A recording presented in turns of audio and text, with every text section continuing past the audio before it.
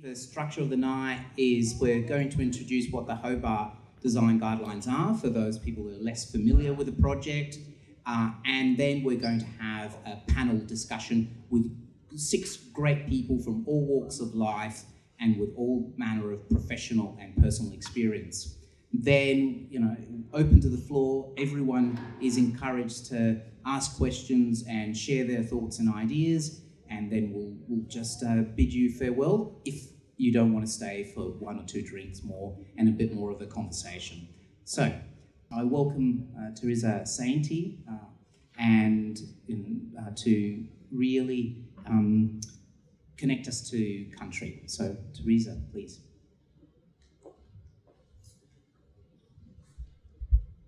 Thank you. Can you hear me? I think this is a beautiful acknowledgement of country that the Hobart City Council have worked up, and I don't know that I can do any better than that. Maybe I should just read it. I'm a sovereign woman of Lutruwita, Tasmania, and I generally don't use that word sovereign or sovereignty, particularly since I don't know if you've kept up with the news and our fight to save the forests, particularly around Takaina, and Uncle Jim Everett's how he talks about sovereignty and sovereignty being a colonial construct. And I thought, he's right, because basically we are from country, and law, L-O-R-E, which includes that colonial concept of sovereignty, comes from country. And so we are sovereignty, we are the law, and that's his argument, and I subscribe to that. But I generally use sovereignty or sovereign because, generally speaking, a lot of people, particularly politicians, understand what I'm saying when I say I'm a sovereign woman of this island, Lutruwita. My people are from Lumaranatana, which is Cape Portland, and up around Falmouth, beautiful part of the country. And so they're my ancestral homelands, but my more modern family, if you like, are from Cape Barren Island, Truana, and Flinders Island. My mum was born on Flinders, and my grandparents were born on Cape Barren Island, and that's a result of invasion and colonisation of this beautiful island of Lutruwita. I generally don't do a welcome to country, I do a statement of country, and so to welcome you here, I would say ya pulingina nina mapli, milad dina muinina, Nipaluna. Welcome to Nipaluna, Hobart, the country of the Muinina people. Muinina people are no longer here as a direct result of invasion and colonisation, and we're not in a post-colonisation period either, by the way. We're still being colonised, as are our land, seas and skies. I also would like to say that Mina Tunapri Muinina, Mina Tunapri Pakana Nini, the old people, Mina Tunapri Pakana today. So I acknowledge the Muinina people, Pakana Nini, the old people, and I acknowledge our community today. Thank you.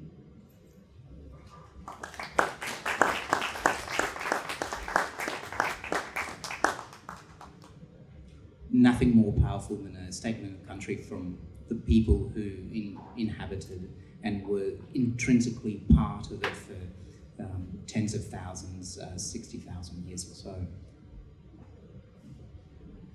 So, the next person to come up to the mic is our very own director, Neil Noye. Got to say his full title first. Director, Strategic and Regulatory Services Network at City of Hobart, and he's here because over more than 30 years he's allowed place to inhabit urban planning and really lead incredible initiatives that have led to the Hobart Design Guidelines. We wouldn't be here really if it wasn't for all of his work and the work of the teams he has led for many years. So thank you, Neil. Thank you, Jaime, and welcome to this event tonight, and thank you for taking the time to come out.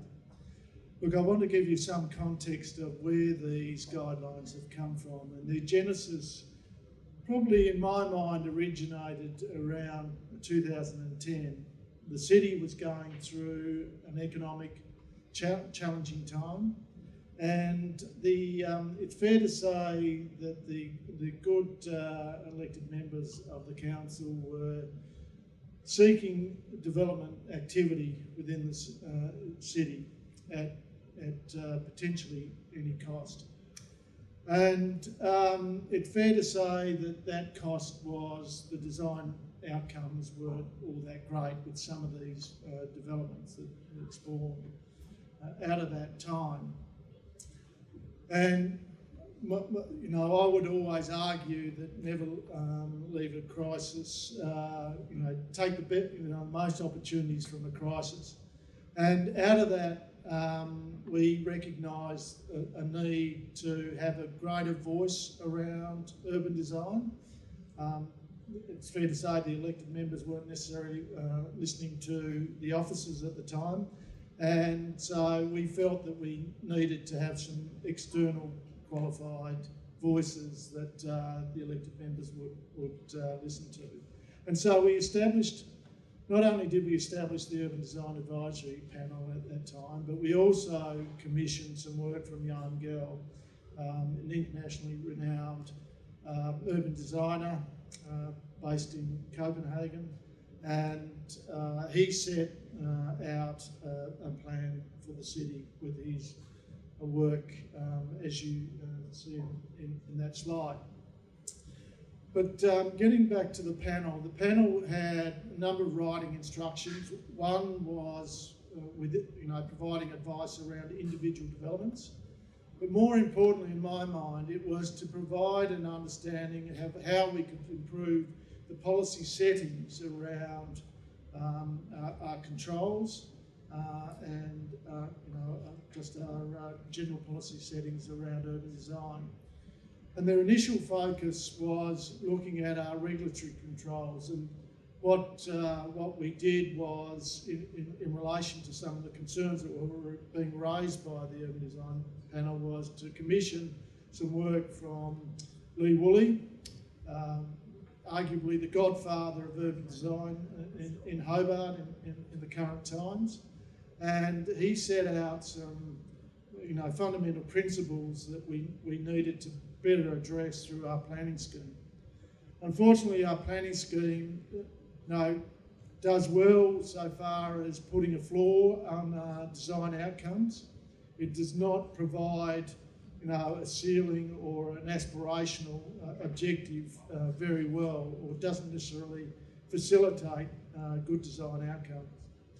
And over recent years, the design panel has been advocating for a design guideline that basically spelled out a preferred design outcomes and aspirations for our city.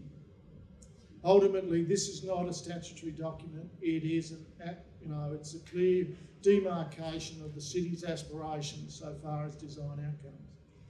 And I'd like to acknowledge the work that Jaime has done in relation to pulling this together. His team, Philip, this Urban Design Advisory Panel, its various portfolio committees that have had input into this, and I'd like to particularly thank Jaime in pulling this together. But I suppose tonight's about giving you an opportunity to better understand these guidelines, and importantly to provide your feedback on how we can, I suppose, finalise it in a form that we maximise the positive outcomes from the guidelines. So thank you very much.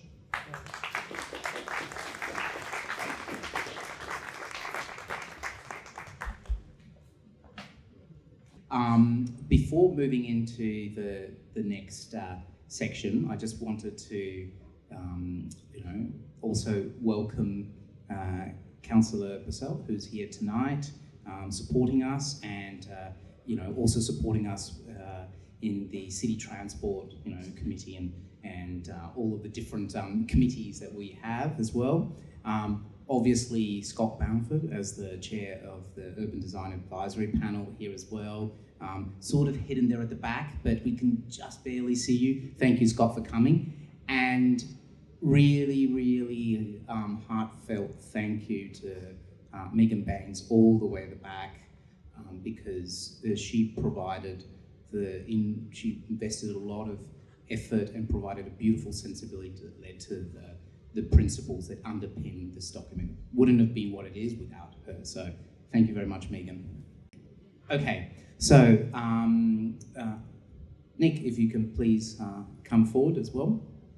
So Nick Moore, who's a registered architect with experience both here and internationally in London, had worked for a while with a New South Wales government architect, and he helped us also co-draft the Hobart Design Guidelines. And it's been a long journey, and Nick has been exceedingly patient as well. So, he will help present this section to give you a bit of a taster of what all of this is about. So firstly, just to give you a sense of where this comes from, a lot of the ideas that underpin the principles are really about a translation of the community vision that was done in 2018, which at the time was the biggest piece of engagement City of Hobart has ever done. But as all of these things, it didn't necessarily go all the way to becoming a tangible thing. And so in terms of the built environment, in terms of the form, shape and function of our city, the Hobart Design Guidelines help that journey that started with the community vision as well. The other important sort of documents that City of Hobart is currently involved in are those that are called structure plans or neighbourhood plans. The first that we got adopted was the Central Hobart Plan, and they really guide the form, that is sort of the heights, the setbacks, and what we call building envelopes. But they also started to hint towards the need of having more concrete design guidance, and this is where the Hobart Design Guidelines help implement them as well. So it's been a long journey. I won't bore you with all of the little dots, but it's suffice to say that after developing the framework, the principles framework, we also got a sense if there was an appetite for this in the industry, but also with community, and we got a yes, so we continued, and now we've landed in a real document that has also very concrete sort of practical design guidance under the principles themselves. We're currently in the engagement, as you all know, and through June we'll continue with a number of face-to-face and online opportunities to continue the conversation, and then we will capture all of that, improve them further, hopefully with your support, and then go up to council to seek adoption. So, what are they? So we've been using this little tagline that they're a place-inspired design handbook to guide development. And when we talk about development, we mean development in private and public land, and we're not just talking about buildings, we're also talking about streets and public open space to a certain extent. And they really emerge from a study of what is best practice, what is some of it's quite common, but needs to sometimes be said and codified, and then as well what we heard from community and fellow professional colleagues as well. They really try to address what every other strategic policy document does, the usual things that make our lives challenging, but also the the things that make our work worthwhile.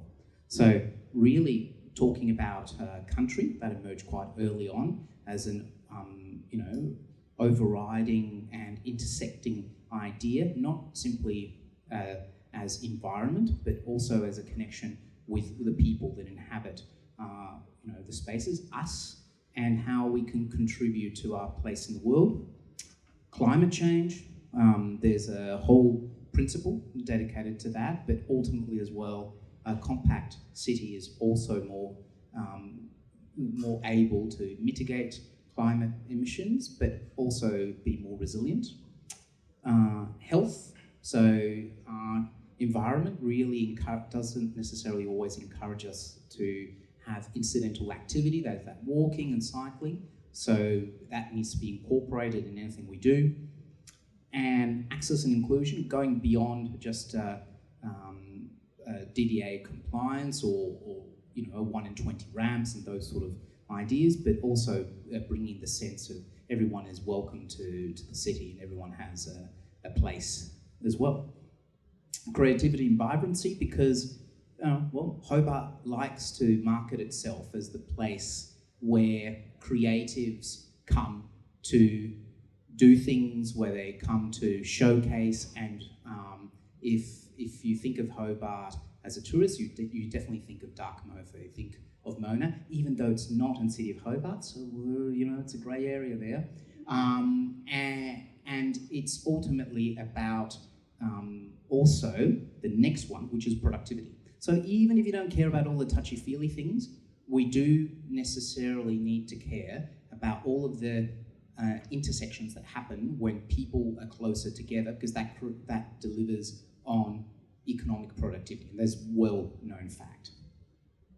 So the 30-year Greater Hobart Plan envisage at its very core that 70% of all new residential development is meant to happen within the established boundaries of municipalities and existing sort of developed areas, with a couple of little exceptions that have been added more recently since this was published. But what it doesn't necessarily always say is how that 70% infill will look and feel and how it will perform. So having something like the Hobart Design Guidelines makes that easier and hopefully also makes it more meaningful to the community and each one of us here.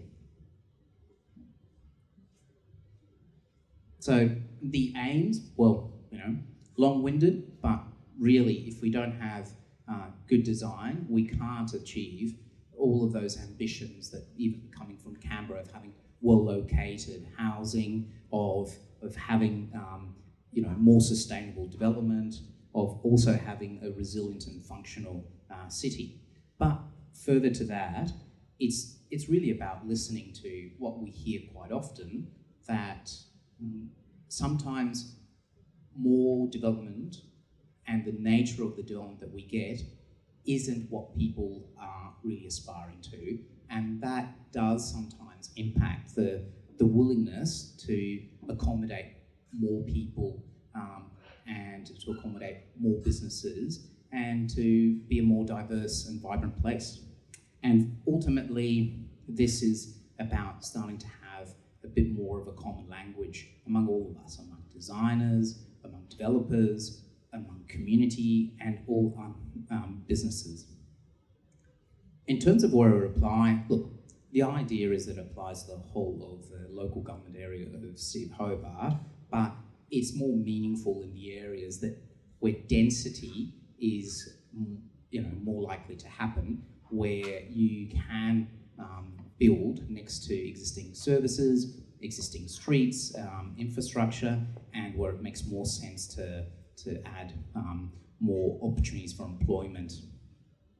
These places are at the darker red here mostly, which is the city centre, its expansion towards the north. It's already been outlined in the Central Hobart Plan, which is that sort of Argyle-Campbell corridor, and then all of the corridors that make our incredible city in places like Sandy Bay, in places going to Newtown, etc. In terms of the how, there's three main ways. One is to incorporate some of the core principles and ideas contained in here into future strategies, including future structure plans. The second one is to assist a little bit in the and how we improve the public realm, our streets and open spaces. And finally, and probably most importantly, to use these to guide a pre-application discussion every time we get a development application. And this is where this comes into play, and this is where also we can see the Urban Design Advisory Panel being instrumental to enabling this. So we have the incredible design guidance that we get from the Urban Design Advisory Panel, and then we have more day-to-day the elements in the planning scheme, but between them we probably need something that helps translate them between that sort of innovation and the compliance, and the Hobart Design Guidelines hopefully will bring a bit of that translation to bear. Okay, so hand it over to Nick. Thanks, Jaime. What I was going to suggest I could offer is just a sort of a glimpse into this thick document, which you can find presumably online and gain access to. As Jaime's just said, and as Neil also said, that our planning scheme is a blunt instrument, and it basically provides us with sort of a fairly basic matrix of things basically not to do. But what we hope the document would do is provide a little bit of ambition and identify some of the things that everyone, designers, the community, council, identify as being, useful to a great place to live. And additionally, what we're hoping is that we can empower community and designers to speak to, our developers who are basically shaping our city, and also empower the developers themselves to consider little bits and pieces that will improve, the quality of our built environment and our experience as a community moving through it. Our contents page would be, minimum basic reading. You could probably get 80% of the meaning of the document from glancing through it. And what I thought I'd just do briefly is identify a few things that are kind of are important sitting within it. So you could regard this as a compendium of things that are useful to do to improve the quality of our built environment. And some of them involve cost, and obviously developing or building anything in Tasmania is expensive. It's also, if you're a developer, there's a lot of risk involved, so developers are forgiven for wanting to exclude the bits and pieces that mightn't directly contribute to the bottom line. So we've got, I won't go through the whole thing, but a couple of things that are really important. So micro-mobility parking, which we have, and this is in no particular order, and that's in our section to do with movement. In order to, deal with our reliance on cars, we need a way of being able to park our scooters, our bikes, our mobility scooters somewhere, central to the building entry. That's not captured anywhere, but if all our new buildings have that facility, our city becomes far easier to navigate. Trees. There's nothing that requires anyone to plant a tree, but our urban canopy is reducing in scale and number. People can cut down trees as they please. You need a bit of space for the canopy to grow.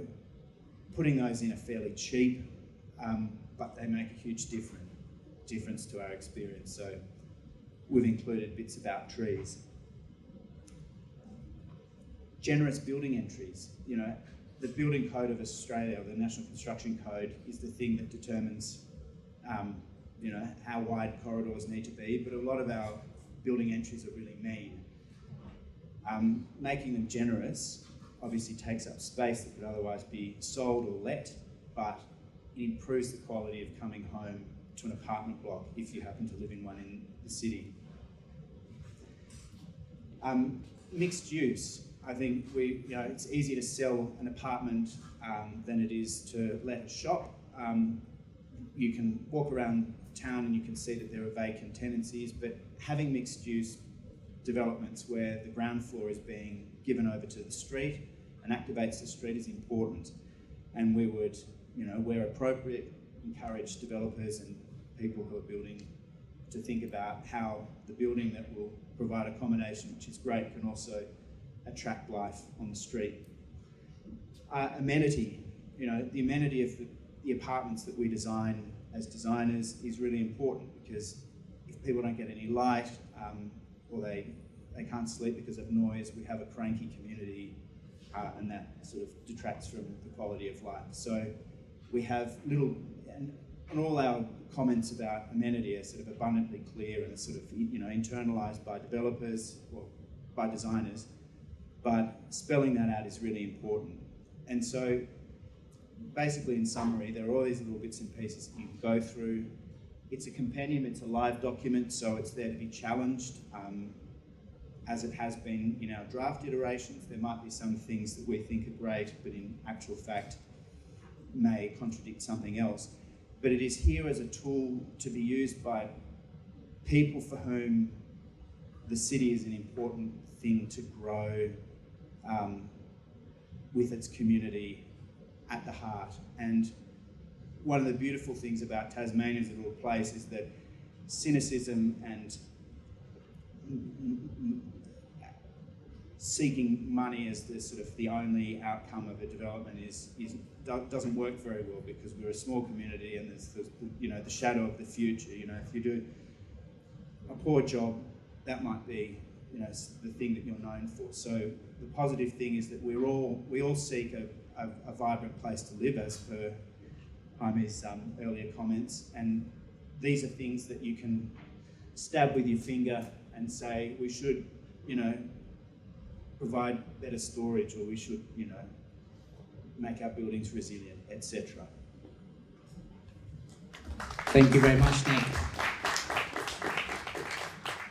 Just wanted to acknowledge here the work by Milankani Projects, that's Theresa Sainty and Zorima, and also the inestimable help of Alaric from Realm Studios, who have put together this very insightful, quite beautiful, and dare I say quite helpful way of understanding how country can lead to powerful questions in terms of the design of development. So this is a background document which is also on the website. So I encourage everyone to also have a look at this, because it's something we haven't had before, and it's a way of moving away simply from heritage and to really integrate this very powerful concept into everyday. So this is just a way of understanding how it's all structured. So for each design element, you have the principle that is really the why this is important. Then you have the guidance item, the title. A lot of them is very self-descriptive, as Nick was saying, so you can have a look at the contents page and you get 80%, 90% of what this is about very quickly. Then you have a bit of a description, which is what this is about. And finally, you have some bullet points and how it can be done. So bullet points themselves are not an exhaustive list. They're just there to make it more real, okay? So if you're struggling to understand what this is or to apply it, you look at the bullet points and go, okay, yeah, that's how you can go about it. Very simple. Okay, so to give the panel, a chance to come up here and to give everyone a chance to have food, there's this little break-up activity, which is really an excuse to have a break. On the table in front of you, there's QR codes. This leads to an application called Mentimeter, for those that are not familiar, And it's really just getting a sense of the places that you love and why do you like them. Okay, so we'll give this about 5 minutes, and hopefully the incredible panel can start coming up here and sitting on all of the stools that are here for them. Thank you. Okay, so Associate Professor Louise Grimmer, Professor of Marketing at the University of Tasmania. So she is probably, if the most outstanding retail expert that we have, not only in Tasmania, but probably even Australia. She focuses on consumer behaviour and the revitalisation of the high street. So the ingredients that make for great main streets that are vibrant places with shops, hospitality. She's been for over a decade examining retail and consumer preferences for shopping in small cities, and this is identified characteristics that are top areas that are important for attracting people. She's also received international recognition for her work by the awarding of a Fulbright Scholarship and Senior Fellow status of the Institute of Place Management in the UK. And more recently, she started a new venture, opening a pre-loved store in North Hobart called Uncle Store. So she might maybe tell us something about that. Okay. We'll go, let's see, do we do the photos? No. Emma Riley. So, Emma is not only an incredibly experienced city and regional planner, she's also a very successful director who founded ERA Planning and Environment, shortly to become ERA Advisory, a consultancy that's been providing planning, engagement, environmental services for well over 25 years. She's been involved not only in statutory approvals, but also major projects leading to reform of the planning scheme and improving advocacy for planning, for better planning outcomes. And more importantly, she is now the current board chair and national president of the Planning Institute of Australia, which is Australia's peak body representing planning and the planning profession. So congratulations, we've got a Tasmanian at the very top as well. So, next, and it's a mistake on the screen, so my bad. We've got Theresa Sainty. So Theresa, and I love this introduction, is a researcher, writer, poet and activist. She began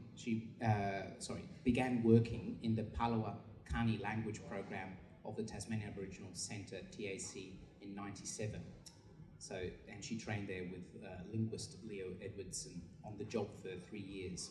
She is now continuing that journey that spans decades of bringing back language to everyone.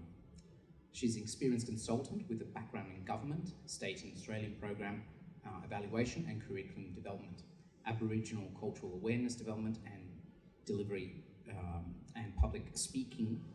She's been involved in quite a number of different projects and provided advice to the likes of Raw Film, the National Maritime Museum of Australia, Causeway Films and the ABC. She's also been published in many websites and journals, and more recently has been undertaking a number of incredible projects and collaborations with various local councils. I would recommend everyone to do the She Oak Walk in Clarence. It's an amazing experience, and for those that haven't seen it, gives you a different perspective of what it is to be part of the history of Hobart.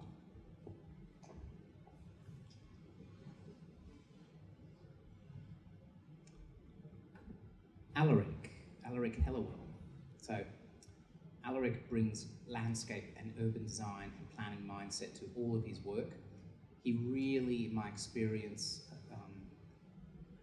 thrives when there's interconnecting points to create a full understanding of resilience in natural systems design. He has not only his current work over the last few years in leading the Hobart chapter of incredible landscape architectural studio Roman Studios, but was also worked for a few years at City of Melbourne, and before that has an incredible education and work back in the UK. He really focuses on social action and cyclical value, and really wants to bring and lead complex and creative collaboration processes, and he's definitely demonstrated that in all our work together. So we have Mary Broadwell as well. So with Mary, she is the person who put her own capacity and her own money to make the rocks happen. This was completed in 2022, which is a error that we've got to correct in the draft document, which we had put 2024. And this was her first ever development, but she had a passion about how to improve a site that was unloved. This site, for those that don't know, is in Elizabeth and Brisbane Streets, in the heart of Hobart's Midtown precinct, which has become an ever more vibrant and incredible addition to the city. This was also an opportunity to collaborate with Core Collective, Emily Taylor and Ryan Stratton. These architects interpreted her vision and helped her restore and reinvent the site and really speak to its adjoining heritage at Roxbury House that dates back to the 1880s. Every time we have engagement, by the way, it always comes up as the favourite mixed-use development. So, that's an enormous feather on anyone's cap. And I think we're done. So, thank you for everyone. Sorry. Sorry, yes, Raquel, sorry, Raquel. So, Raquel is a Brazilian registered architect and urban designer with over 15 years of experience working with award-winning and internationally recognised practices both in Brazil and Australia. She focuses on design and delivery of public projects and large-scale mixed-use developments with an emphasis on urban revitalisation and street activation. She has demonstrated through all of our conversations an incredible commitment to creating vibrant spaces that foster community interaction, cultural expression and vibrant street life. So she really is grounded in sustainability and driven by meaningful structural narratives that enhance the culture and social fabric of the city, and she brings just a beautiful way of conceiving of how we can make places to exchange ideas and be together. So, as a starting question, and to help set the scene, I would like to ask each one of the panel members how do they consider, or how do they conceive the idea of a well-designed Hobart for all, which is at the heart of the Hobart Design Guidelines? What does that mean to you? And if you could potentially think of an example, a place, experience or project that demonstrates this, that would be even better. So. Okay, well, I chose the image to accompany the bio because I thought it spoke to the whole reason I'm here, and that is because it was taken on country. It was taken at Montreal-Ripa, which is Sandy Cape, a few years ago, and it's a cropped photograph, but you see I'm sitting on country, and all around me is evidence of Palawangini, the old people who have been there or had been there since the beginning of time, and it is physical evidence of our old people and how our people moved within the landscapes right across this island, and so I thought it was a pretty special photograph to have up there tonight. It was taken by Andrew Phipps, who is a great photographer, but he's also a researcher at UTAS. I think with regard to Nipaluna, Hobart, for me, it would be seeing more of more projects or more interpretation, if you like, but it's way more than interpretation, about the original people of this place, because they are long forgotten, because they are no longer here, the Muinina people, and a celebration of the community that has survived. You know, my family and all the community people that have made Nipaluna their homes, that are not on our ancestral homelands. And so it's a reminder to maybe I might say newcomers to the colonial settler descendants, that there were people here before 1803, and we are still here. We've survived and thrived. So whatever that might be, Jaime mentioned the Takara Limuna or Sheoak Walk on the other side of Tuntumili Mananya, the Derwent River, which celebrates the Muinina people of that place.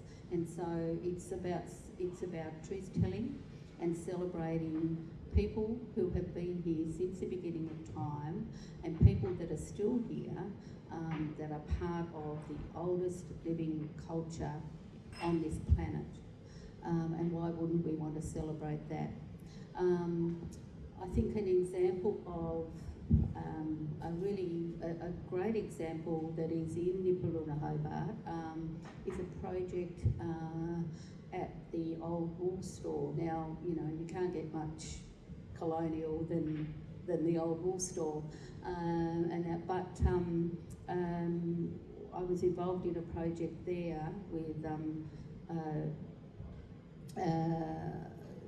Dr. Amy, I've forgotten her surname. Anyway, and it's it just shows that you don't need to do you know, a whole big old interpretation signage or whatever. They planted a garden, and we talked about Lala, who is the creator of the rivers and the streams, the freshwater waterways of Lutruwita, Tasmania. And we told that story, and we replanted native plants that should be there still but aren't because of, you know, the colonial building that is there now and that were there before the wool store. That is a really nice place to stay. And also remember that the rivulet is beneath there. So the original rivulet created by Lala, that is connected to Kunani, and that comes out, I can't think of the word, into Tuntumili Mananya. And that's a beautiful, go and have a look, it's a beautiful space. The artwork is amazing, and it's about connecting to what was there before and what is still here. Thank you very much, Theresa. So I think, I mean, I reflect on all, and that's always an interesting thing, and often we think of all as people, and really it's about all life, and that's non-human as well. That's really where my focus is, and I think following what Theresa's just said there is, I guess, I see the mission is unpicking the mistakes of colonial action, and revealing country so it can thrive once again.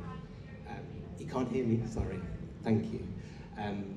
Revealing country so it can thrive again, and my particular field is in those natural systems and natural values that we find in places, how we can get them to thrive again.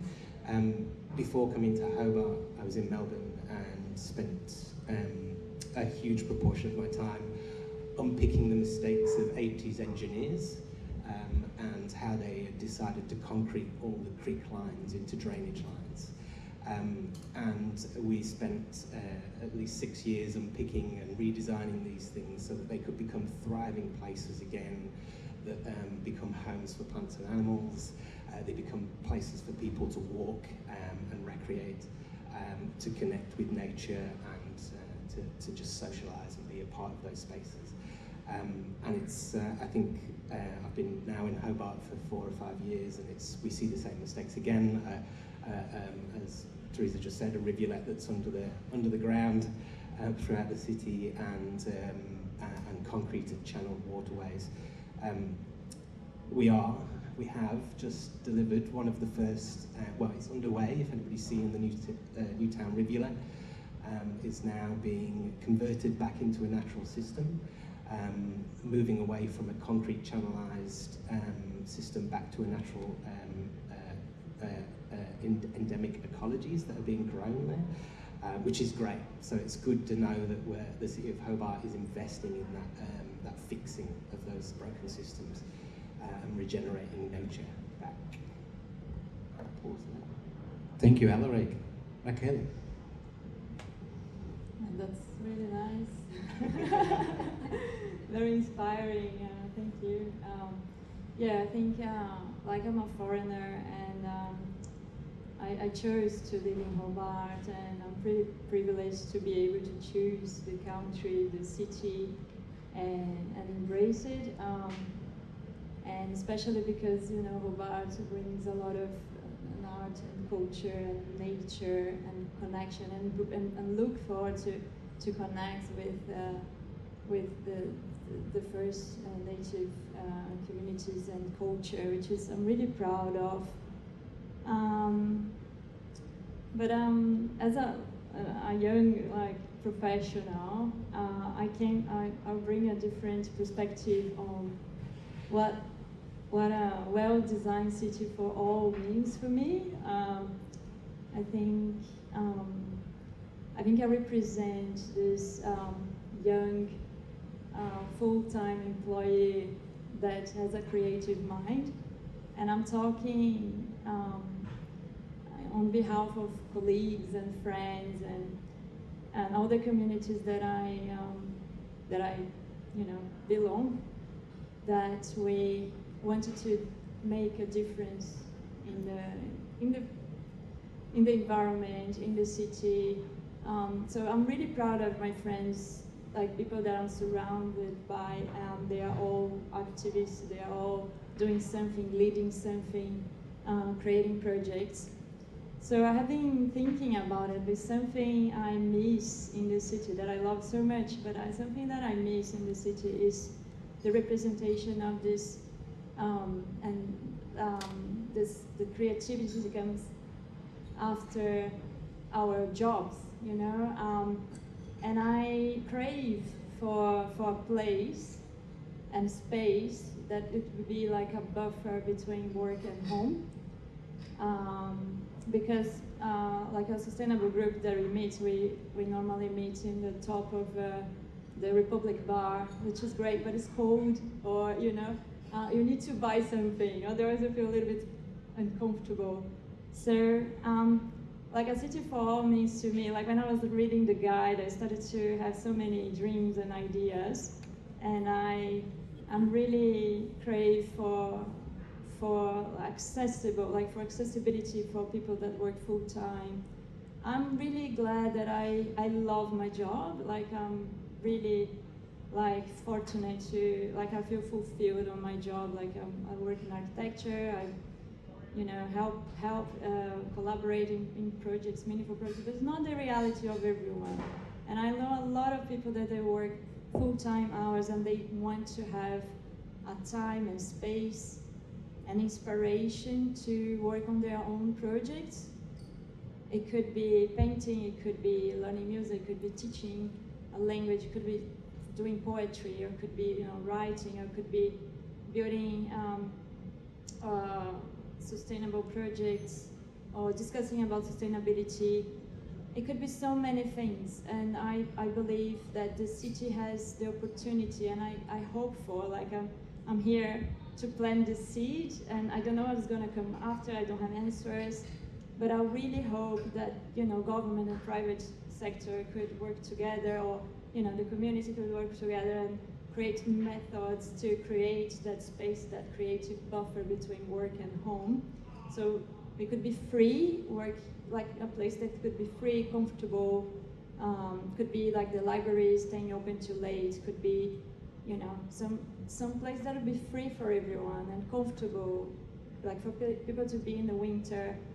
I miss that activity in the evening, you know, like so people can make that dream to be true, you know? And it's not, because you go home, you don't feel, you know, you don't feel inspired, like. It's just, yeah, that's city for, and I have an example, like many examples, it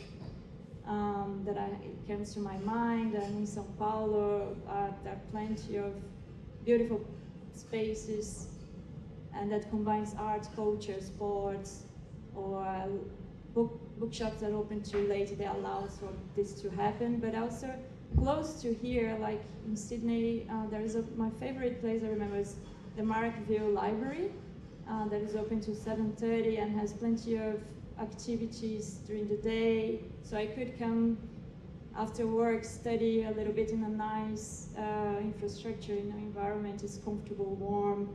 There is a talk going on, and you have a chat with someone else. And I believe in the synergy of having a culture, a place that has the culture of creativity. So you get inspired and inspire other people as well. So a place that is free. I don't know, I just planting an idea here, I don't know, just as a young professional, I think that's it. Thank you very much, Raquel.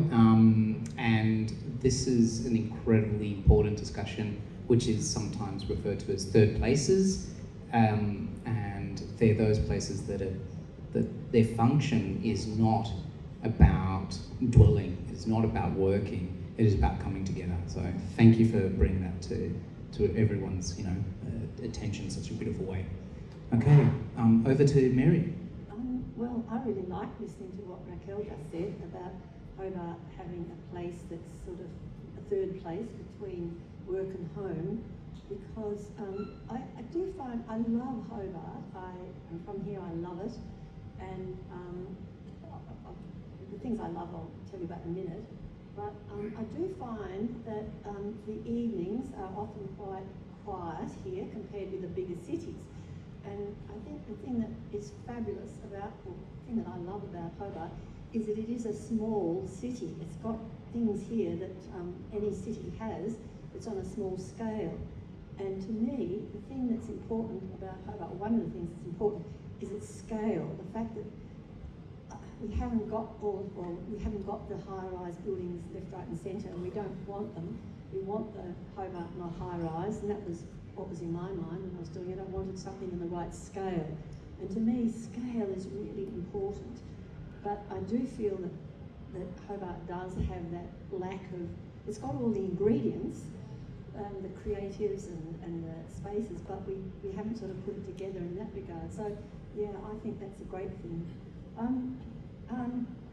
The reason that what makes Hobart a great city for me is, as I said, the scale, the fact that it's not huge, that it's a livable scale, and that's what I think we need to try to do in our buildings and developments. And because we have got this compact sort of environment where we're between the river and the mountain, and we haven't got a lot of room to expand, it does make sense that we have it in this contained area. And one of the things that I'm quite interested in, I haven't done anything about it, but I would like to see some more buildings, airspace buildings, some creative use of above existing buildings on a small scale. I don't think, we don't have the population that's growing like crazy. We do have a small population that's growing slowly, and that's a really good thing, I think. And so if we can have some buildings that are that represent, that are using existing spaces and using them creatively, but on top of buildings. I mean, I didn't do that because I couldn't do that in my building, but I think that's where I'd like to see things, and so that the rooftops of Hobart could be really exciting.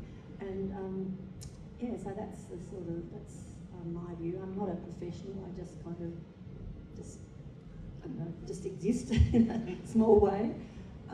But yeah, my favourite places, I haven't really got one that I can think of, but one of the places I really like is the Henry Jones building, because that has reused an existing space when it was originally a jam factory. It's been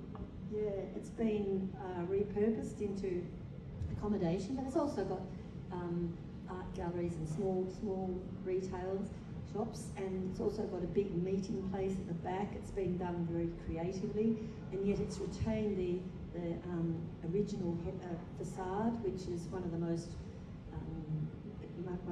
recognisable facades in Hobart, that Henry Jones.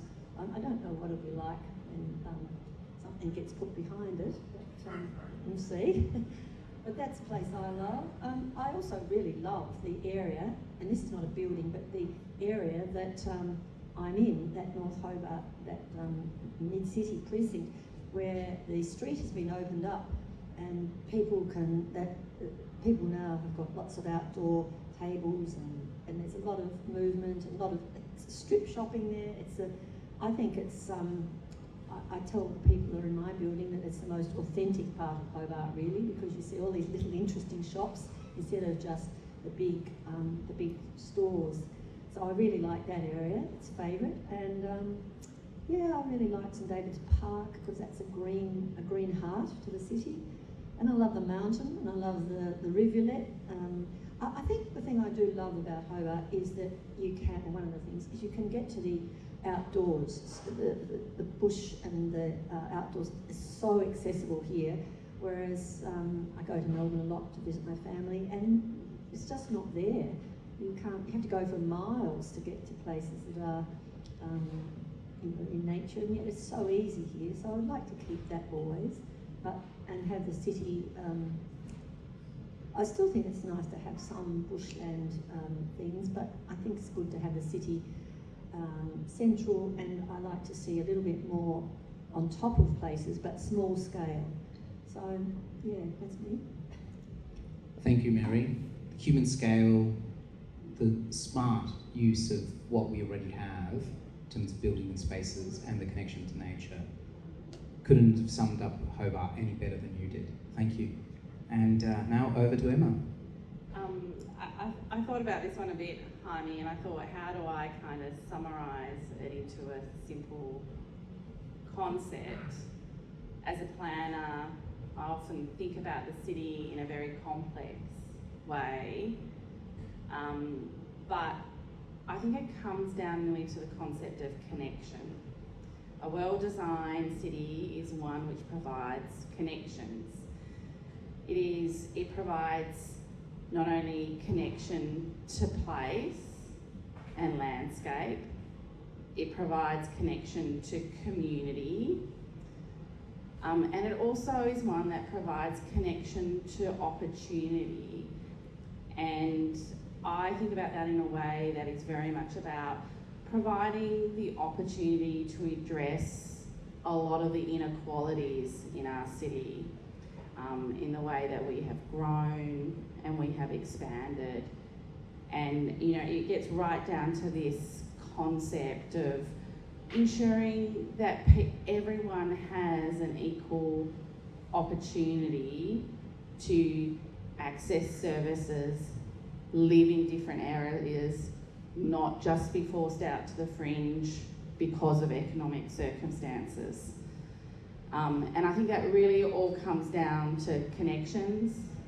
And I think it's also a well-designed city is one that is demonstrating evolution and change done well. I often see, you know, a very visceral reaction against change in the environment that I work in. And it would be, you know, one of my hopes for the future is that we can do change well so that we create a sense of comfort and acceptance in that we can grow, but also we can retain all the things that we love about here. We can just be a little bit different.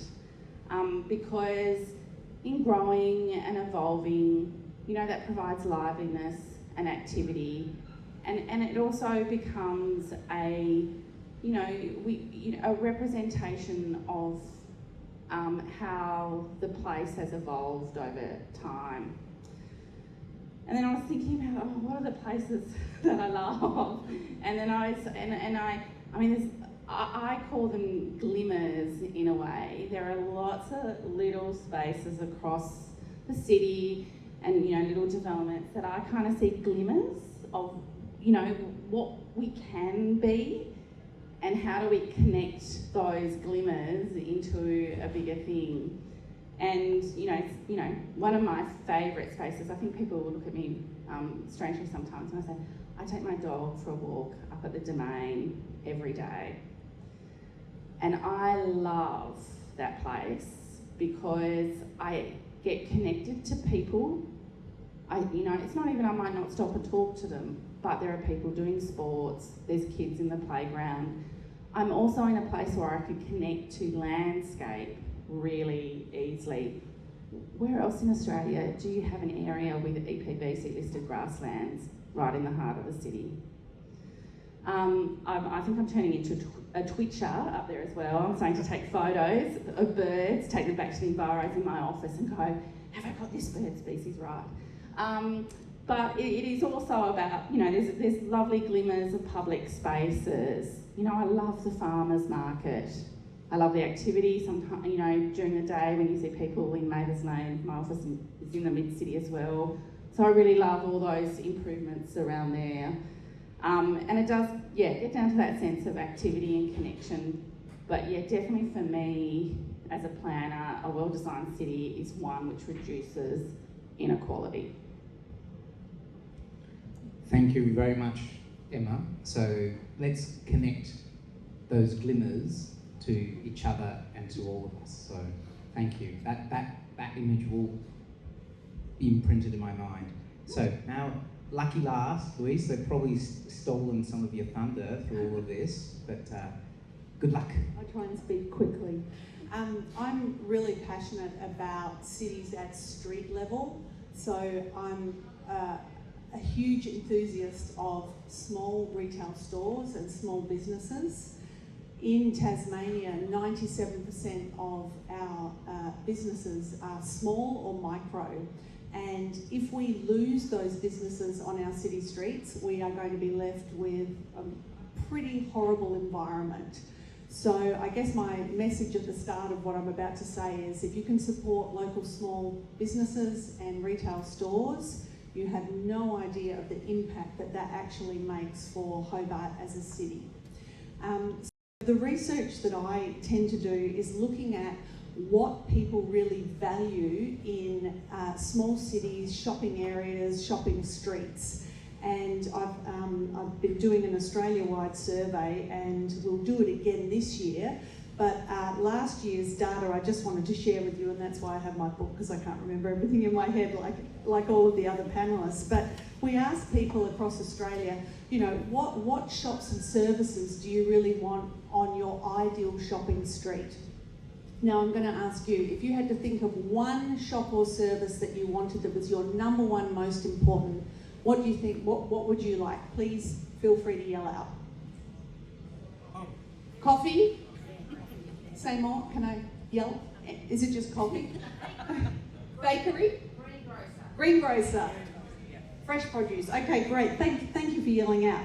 The number one store across all of the demographics, and our sample was representative of the Australian population, was a pharmacy. That was number one across Australia. and followed by, and I will share these with you because it's interesting, a restaurant or a cafe, a supermarket, a coffee shop, for those of you who yelled out coffee, and a specialty food store for the person who said greengrocer. Wouldn't it be nice if we actually had, greengrocers here in Hobart, which we don't? What was really interesting in this data was that in the top 10, post office, bank, department store and newsagent were in the top 10.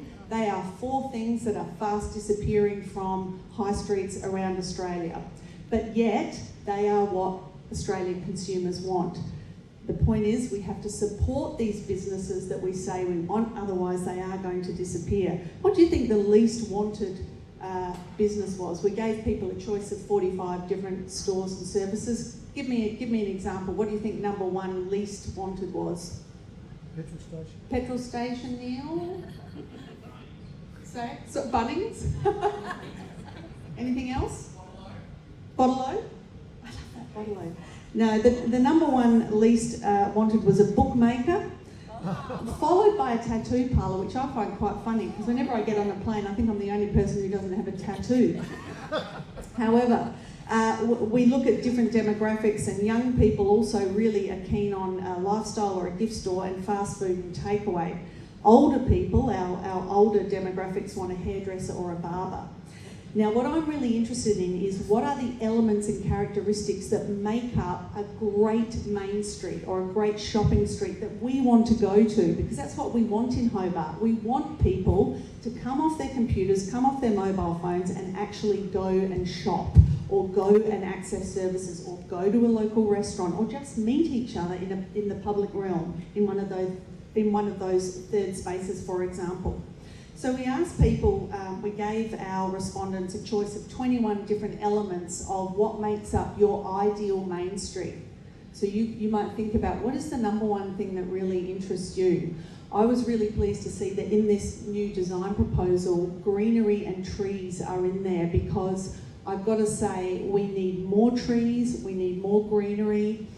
Director Noye, we need a little bit of a relaxation on what we can do outside shops and businesses in terms of having plants in pots and greenery, because we know that green spaces make us feel better, they make us happy, and there is an effect that's called the nurturing effect. And what it is if you go into a shop or a hotel or a service and they've got real plants like they do at Shambles here, and they're well looked after, we have this transference effect that, oh, well, Shambles are looking after their plants, they're going to look after me. Okay, it doesn't work with fake plants and it doesn't work with dead plants, but it works with real plants, and we do need more trees. And so now I just want to share with you some of the characteristics. So the number 1 most important characteristic for a main street with our sample around Australia was cleanliness.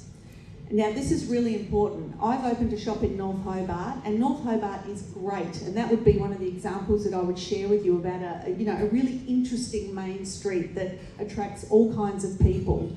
But sometimes that street is really grubby and dirty, and there's rubbish, because there's a new national chain that's opened up there that's very popular on the corner. It sells burgers, but they're popular and they have a lot of rubbish. And so we need to keep our areas clean. People really want a clean area. They then want, number 2, safety and security. They want to feel safe and secure when they are on the streets in Hobart. Now, number 3 is the perennial parking. We'll move on from there. Never solved. Number 4 is walkability. And then number 5, we had a tie, the retail mix. So that means, is there a good mix of national chains and small stores and services and amenities? Now, where this gets interesting is in this room, there are those of you who are what we call utilitarian shoppers. So you don't really enjoy shopping, you might go with a list, and if it's not on the list, you're not going to buy it, and you get in and out very quickly. Hands up if you think you might be a utilitarian shopper. Oh, yep, okay. No surprise, most of you are males. The data shows most of you are males. On the other end of the scale are hedonic shoppers. Now, you can be in the middle. You don't have to be, extreme utilitarian or hedonic. But what's really interesting when we look at these kinds of people, all of whom are coming to our main streets, particularly in Hobart, they want very, very different things. If you're a utilitarian shopper, you want wayfinding and signage and information. Why is that? Helps you get in, helps you find where you're going, and then you get out really quickly. You want cleanliness, safety and security, all of those sorts of things. Now, this is very different. If you are a hedonic shopper, is there anyone in the room who is a hedonic shopper? You really enjoy shopping. You don't necessarily spend a lot of money, but you like looking. You like looking at things. It's not around consumerism. It's just around the activity of being around, shops. This is what you're interested in, and this is important for the council. Events and activities, number one.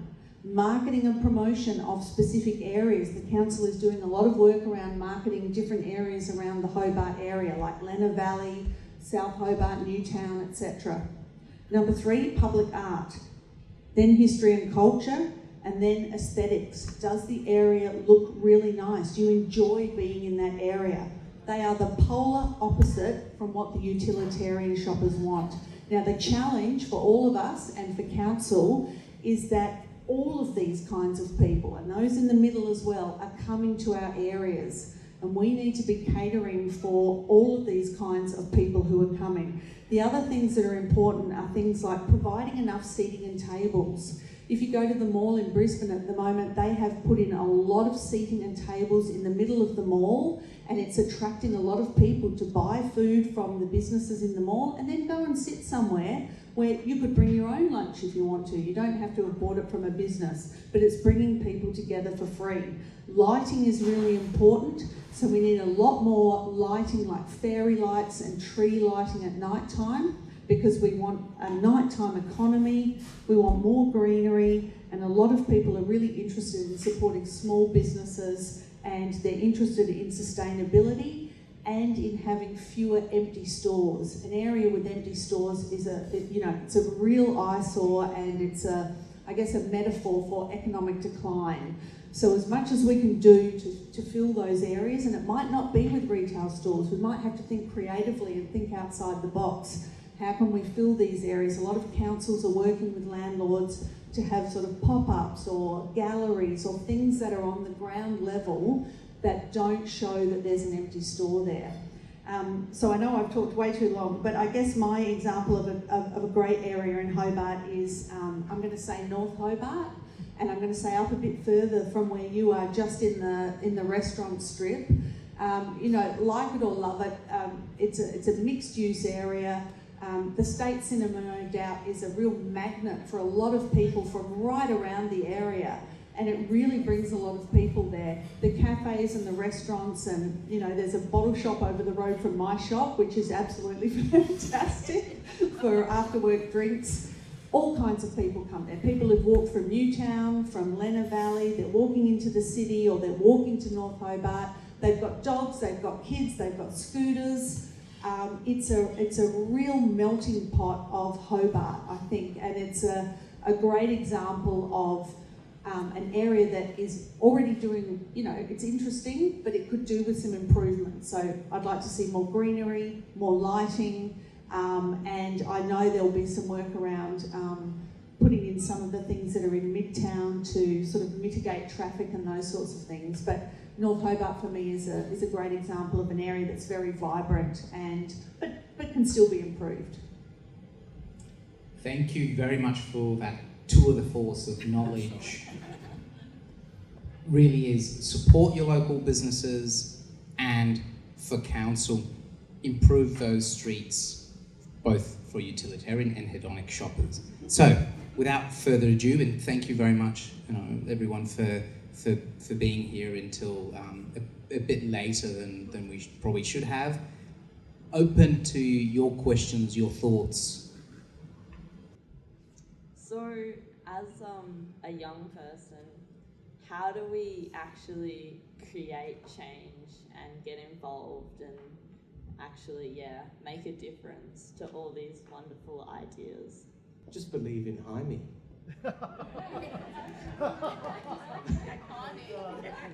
I kind of mean that in a way of, you need really creative people in your bureaucracy, so that are going to help curate good ideas and hold things like this and try and create energy and enthusiasm around change. I really do. Like, Jaime is probably one of the most skilled people at doing that. And so more people working in that way, consistently staying positive, is really important as well. We're all going to face barriers as we try and push agendas of change, but we just have to keep being positive and focus on the good, and things happen. But yeah, get around these types of things and come to these types of things. That's probably the most important thing. Anyone else? I was probably going to add is, it's, I suppose, about finding some people that can help you know how to get into. So what I see all the time in the planning space is a lot of the same faces turning up because they know how to work the system. And I think it's a case of like connecting in with Jaime, or their, I think like councils, some councils' advisory committees have got, quite young people on them, and not being afraid to put your hand up and be a little uncomfortable. I'm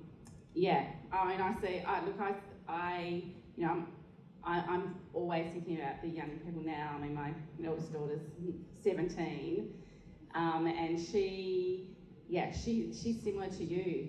How do I get, how do I connect, how do I get involved? Because ultimately, this is a place that she wants to see opportunity for her and her friends in. Yeah.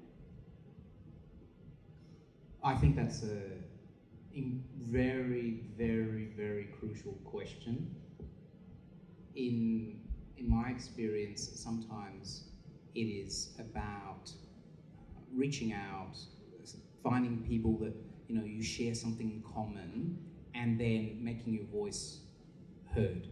And some of that as well is then keeping government, keeping developers, keeping everyone accountable, and making sure that when decisions are made, that your voice and the voice of people like you is also there. Easier said than done, but it can be done. Okay, so who wants to be number 2? If you're feeling also a bit shy, we've also got the ones of Mentimeter. I do not need a mic, Philip's right, thank you.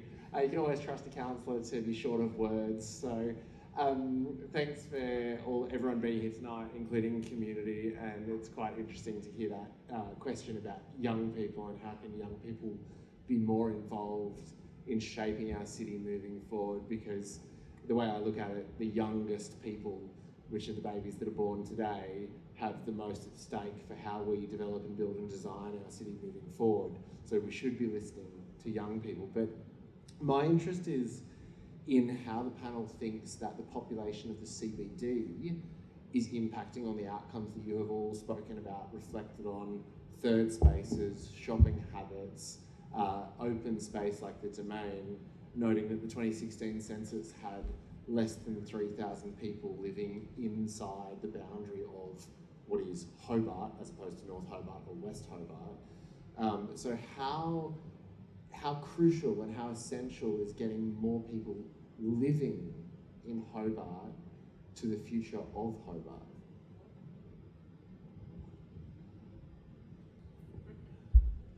Thanks, Ryan. That's such a good question. I am really passionate about trying to get shop top living, or what we call shop top living.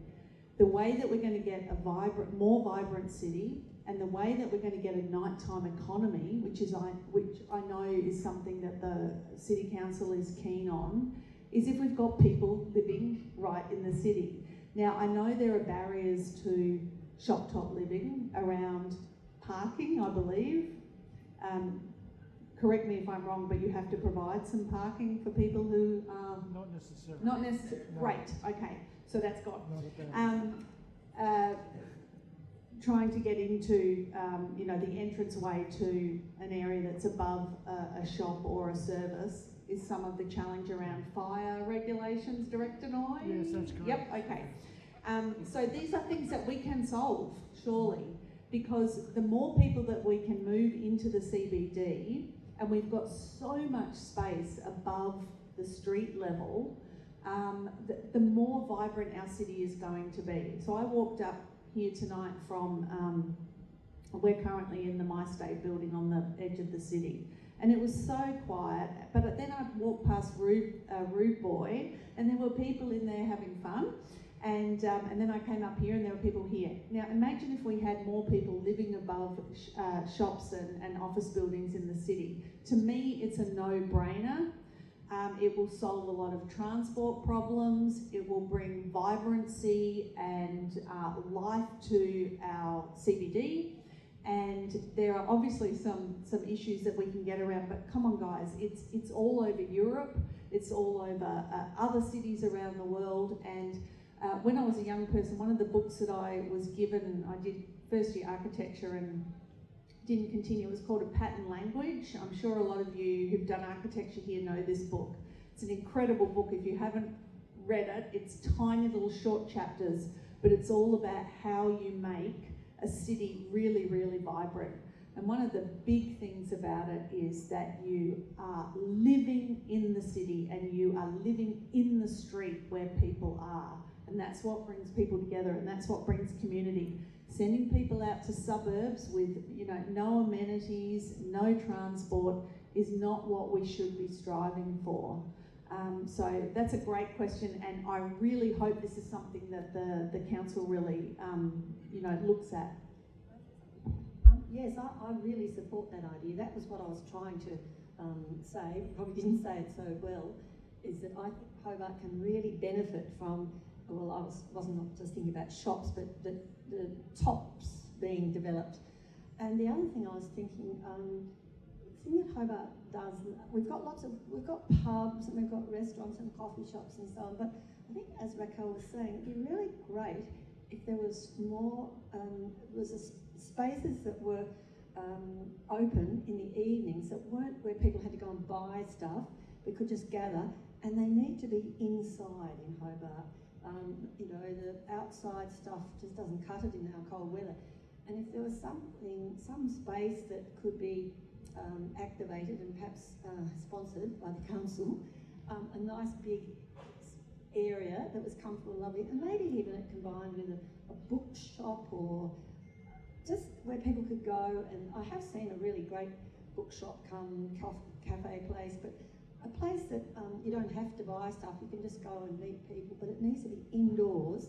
And because it's not going to be something that would be economically driven, it would probably have to be sponsored by somebody, council, government, or have some sort of co-arrangement, because everyone rushes home in Hobart because it's so cold outside. And if we had something, it'd have to be obviously policed so that it wasn't sort of, I don't mean police, but it would have to be managed well. But it could be a lovely, comfortable, warm community space somewhere that would enliven Hobart. I think maybe with the way that Franklin Square comes to life when we have those Friday nights. If there was something sort of inside like that, it would be fabulous. I think. Anyway, that's my thought.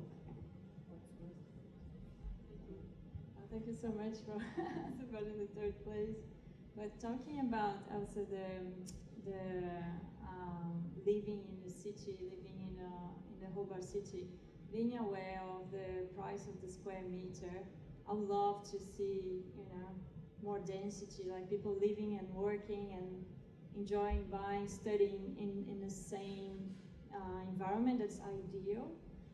However, there's another question that I have, as a lot of people would have as well,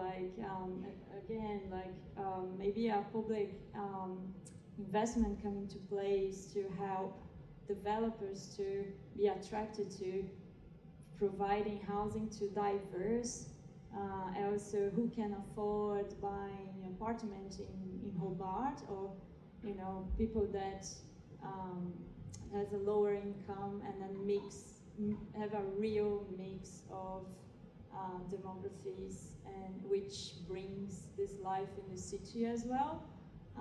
so people will be like included, and then you have, you know, like shops, like with diversity of offerings of, you know, products and shops and creativity, young people, older people, and families all living together and enjoying the place, and, you know, this enclosed place for creativity as well, being fed by people that live around, or people that come from other suburbs that can come and meet. And I think it's a connection, you know, like the mix, like provide the connection between different backgrounds and different demographies, I think. Yeah, that lies a question as well, how can that possible? I was just going to add one little bit that is very related to what everyone has said, and that is about a place where people live is also a much safer place.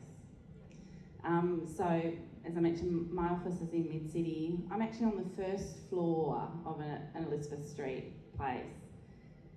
And the only thing that made me prepared to take up a really long lease and put a lot of money into a fit out was the fact that the university apartments next door were about to open, and it completely changed the safety of coming in and out of that space. It had been a really dead space beforehand, been used for, you know, site offices for construction and pretty much unused.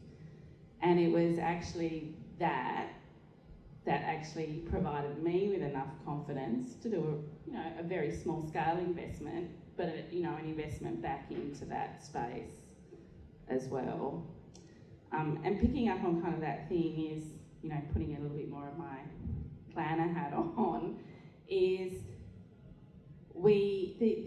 in terms of getting density done well here, we actually need to kind of do a catalyst intervention into, we do not have a development industry that is at the moment, well, has at the moment the capacity to do things in the way that actually we really need to head, because we're based upon very traditional development models.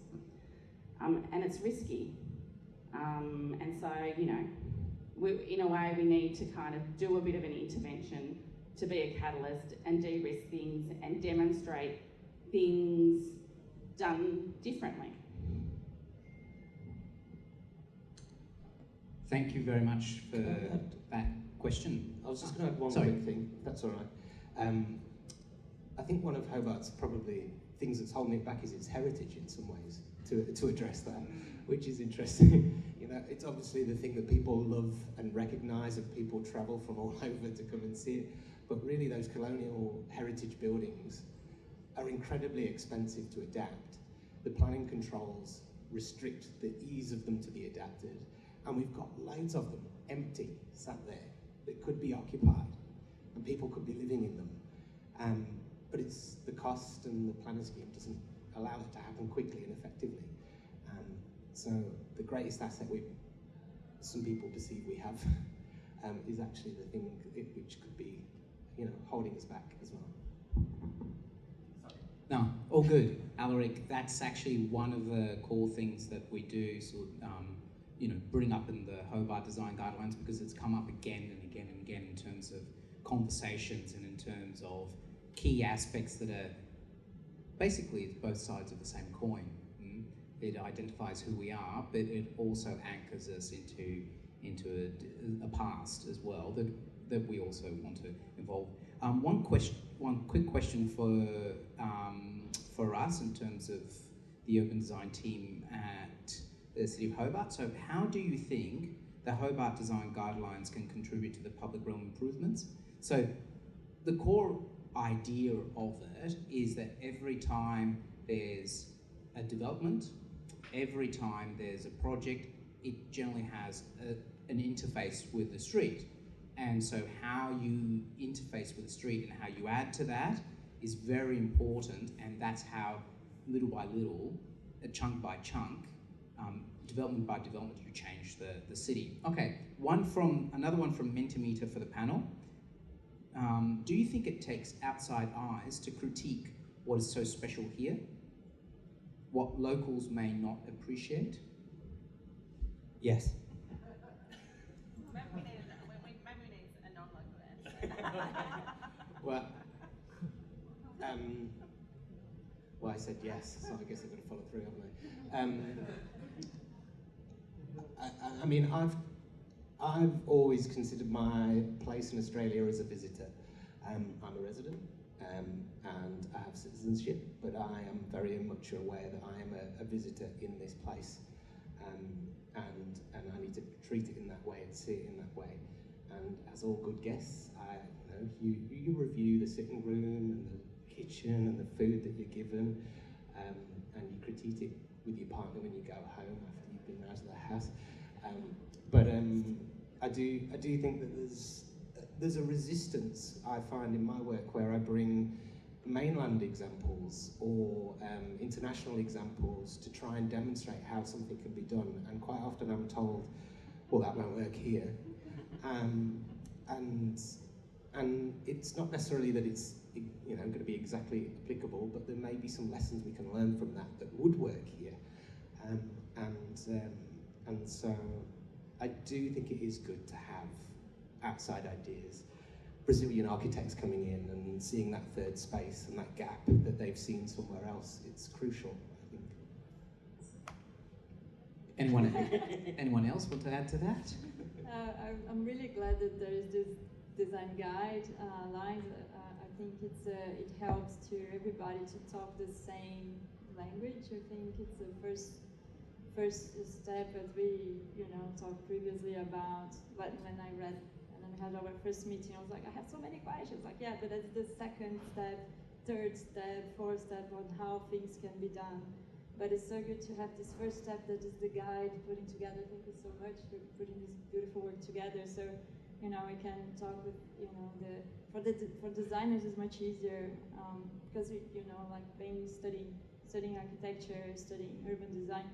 So we know already some, what would be good, but having developers, government and community together and aligned is so important. Well, I don't really have very much to add to that.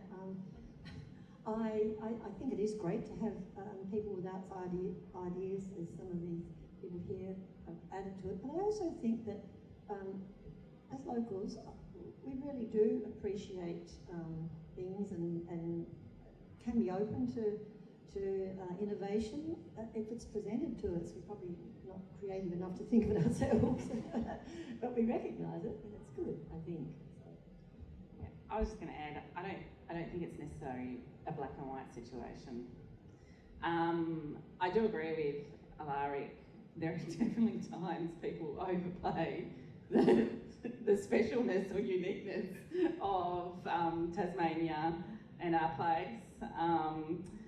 But yeah, also, I'm a born and bred Hobartian, and I lived in this place in the early 90s as I was finishing school, and I stayed when the majority of my peers left.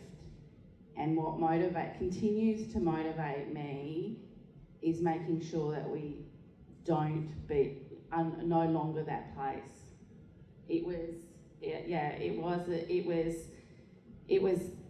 It's a strong motivator for us, for me to say, I want this to be a place where, at the time, my peers, but now I say young people want to stay and see opportunity.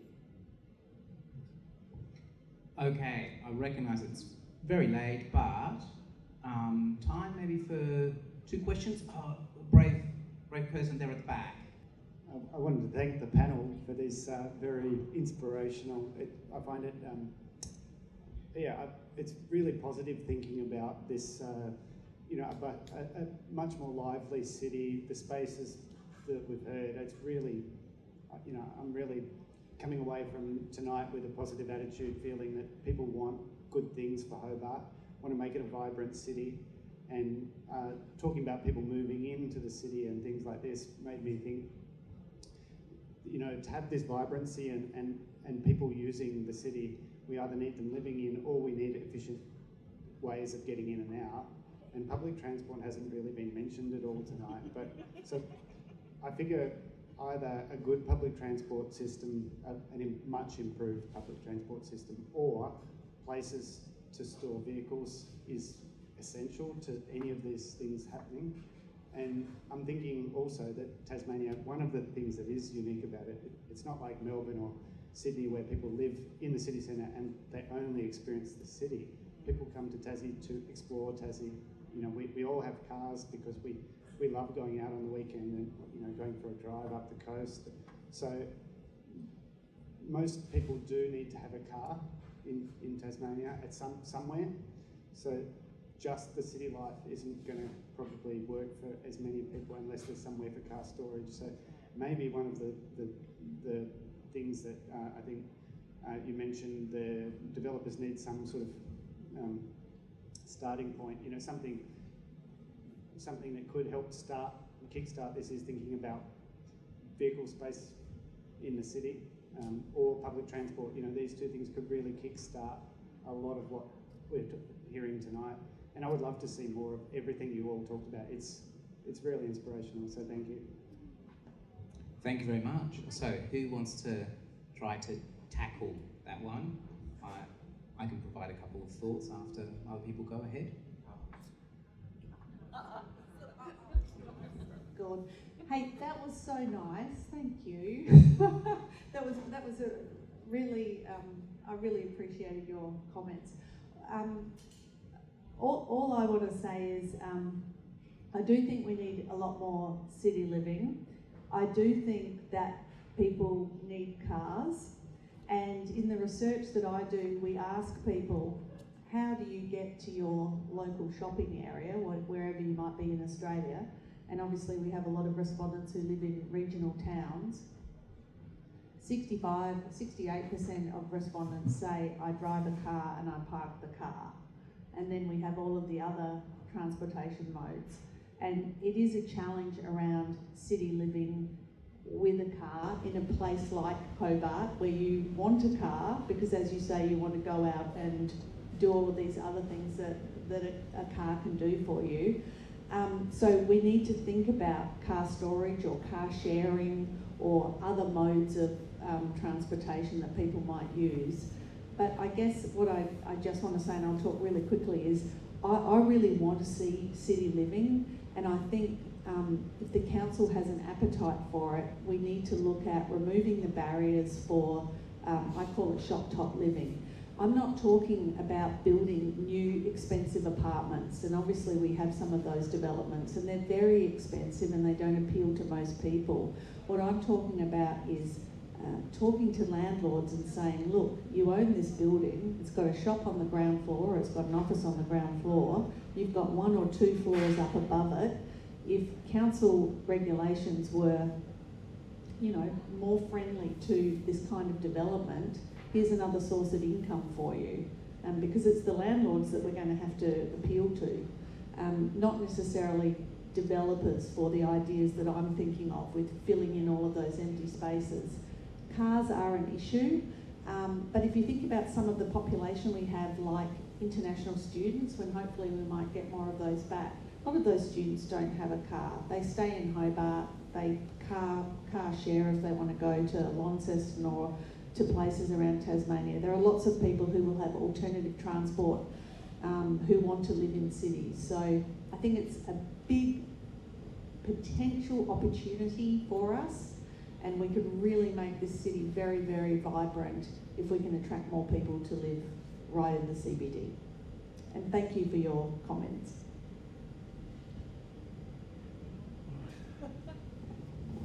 Anyone else? Real quick one.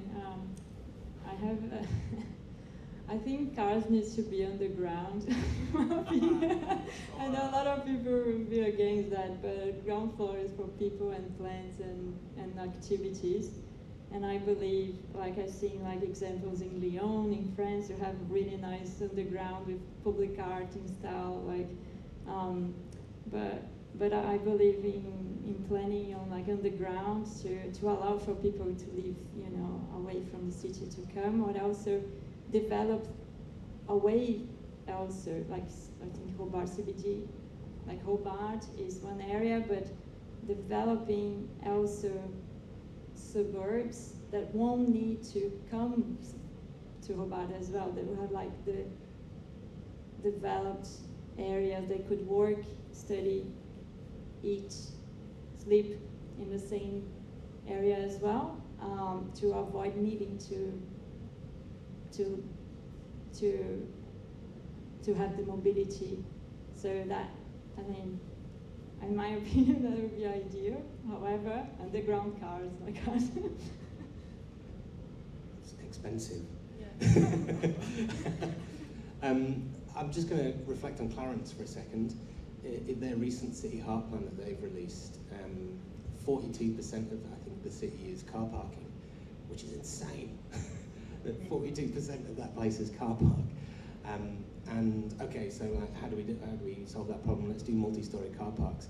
But that only solves one thing. But we need to ensure that those multi-story car parks are built with a floor-to-ceiling height of 3.5 to 4 meters, so they can be converted into apartments or into commercial ground floor uses.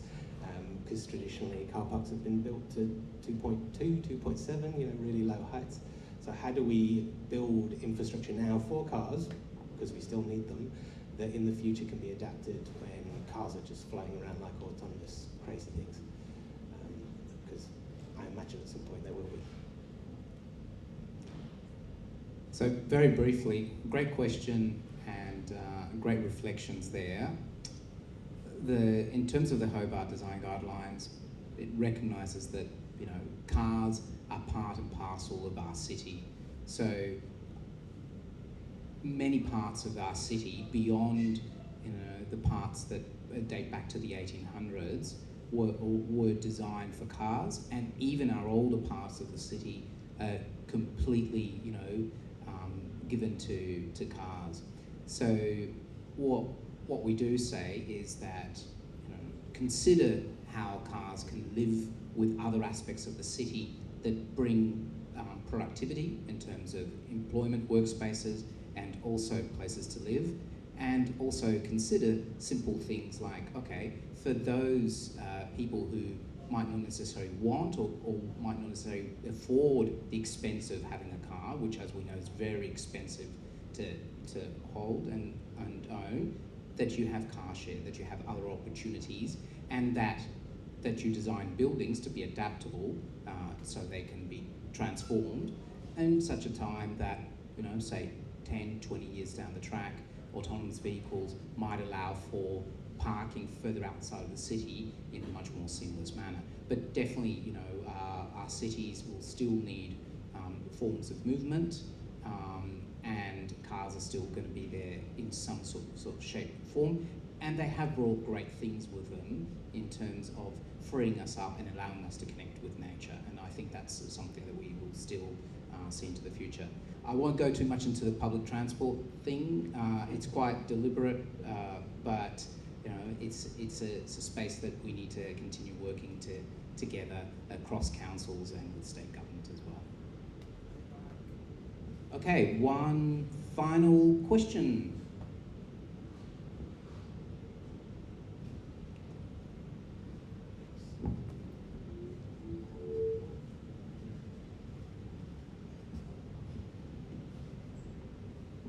Hi. I was just going to say, mine's not really a question, it's more a comment, I guess, or a couple of comments. So one thing I was going to say was, I think in Hobart and Tassie, being, you know, a smaller community and close-knit, that we maybe have done and probably still do tend to come to things with a little bit more of a what we used to kind of vibe, instead of necessarily looking outside, you know, to other countries or other places which utilise spaces in a different way or activate spaces in a different way. And so I think that's just things like tonight and the work that you're doing is really important work for us maybe to also as locals see our own city in a different way than what we've been able to, because often people can't see it until it's there. So it's the imagining that's a really crucial bit. And the other tiny comment I was going to say, just because it was mentioned so many times about the idea of an activated space that was maybe creative or brought people together, but that wasn't necessarily a shop or something that you had to buy something. And the thing that kept being mentioned was about it having to be indoors. And I was just going to add that there's lots of different, or possibly lots of different ways to address, like, not just indoors or outdoors, but an in-between. Like if you think about the space of the Hanging Gardens, that's an open-air space. It's really just a rooftop with some heating. And yes, it is true that it's sort of surrounded on all sides in that particular area from wind and things like that. But there's ways, I think, definitely international cities, Sao Paulo or other areas, you know, have adapted to creating spaces which feel intimate and feel safe and lit and warm, but they aren't necessarily just, it has to be inside. I think there's ways to do that in clever interpretations of that. Beautiful comments. Does the panel want to reflect on those quickly?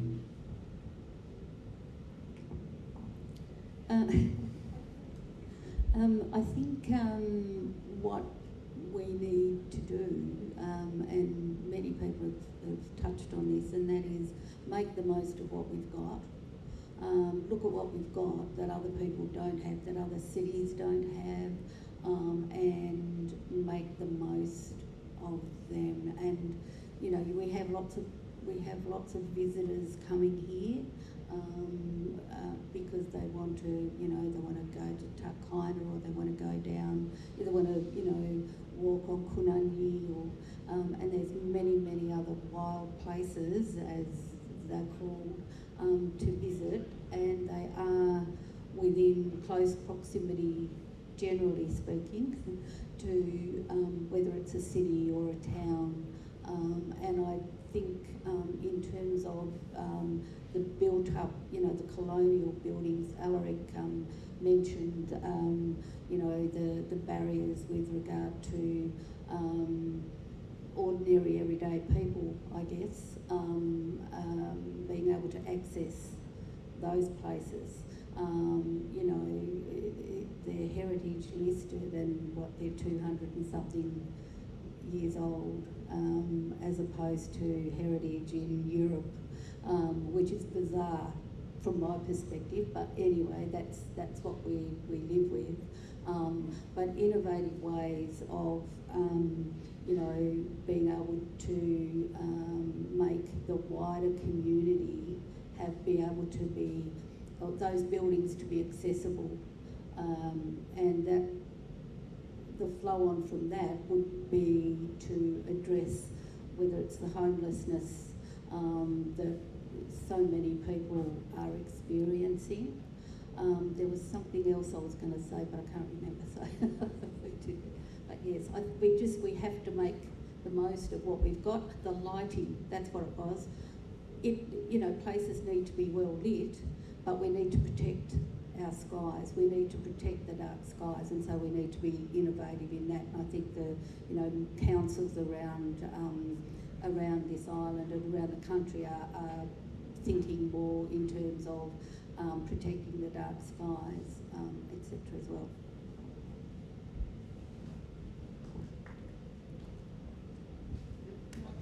You can clap. Clapping is good. Okay. One final comment, anyone? I'll comment a little bit. Yes, I'm reflecting on the looking to what we have already, and then, you know, thinking about inside, outside, and I was just thinking about that's a very interesting point of view on how, you know, we can reutilize what is there and not being used properly, what is vacant right now, and why, or how can we incorporate this kind of spaces and do minimal interventions to transform places like that, and creating an out and visiting the existing, and bringing nature inside. That's so many things we can think about, and just like where, where, let's do it together, create a workshop, I don't know. It's free. I think Hobart is like explore the possibilities, that's why I came here. Explore the possibilities, and it is the openness, I haven't seen this in São Paulo, I haven't seen this in Sydney. I wasn't even aware of encounters like this that we can discuss about, the design guidelines in a community. And I love that, like if you are interested, the young people, can talk, people are accessible, you can get together and suggest and be part of something. And yeah, I think it's nice. That is a beautiful, beautiful way.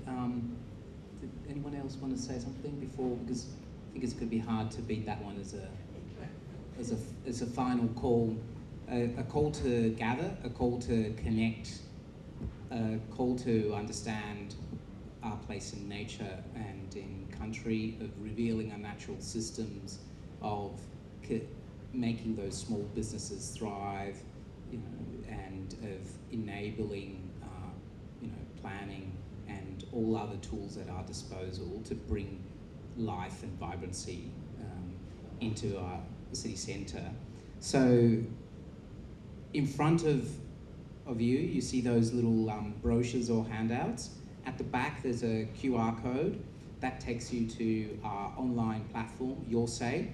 Please do, if you have just 4 minutes, fill in the survey. I know sometimes they're boring, but it's important because then it does capture, your views, and then it also shows that there's a passion and an interest for this. So please do that.